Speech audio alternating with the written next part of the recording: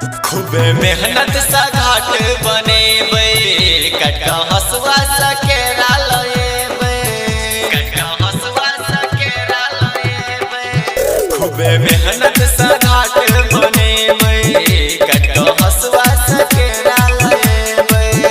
कनी झाल लगा कहो फूल कटवा के कनी झाल लगा कहो फूल कटवा के घाट हम सजाई लेबे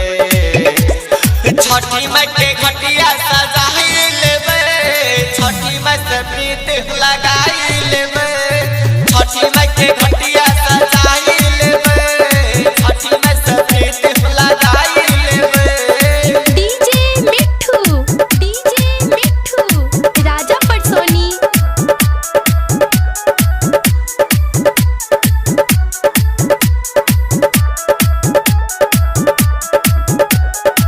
कुमरा बेटा सरई मूर्ति बनेबै छठी माई के हम मंदिर बनेबै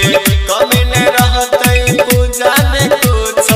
झालर मोती सा मंदिर सजेबै मंदिर सजेबै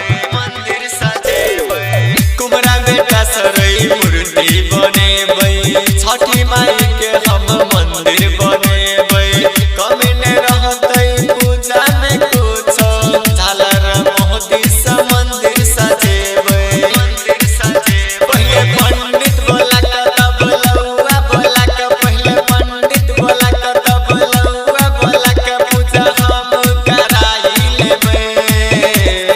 छठी माई के घटिया पुगाई देबै छठी माई से प्रीत लगाई लेबै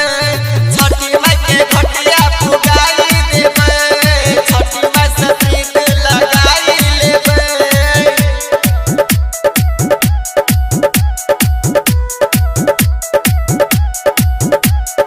डीजे मिठू राजा पटसोनी। दीपक यादव सा गीत लिखेबै सिंगर बालेश्वर सा गाना गाबै।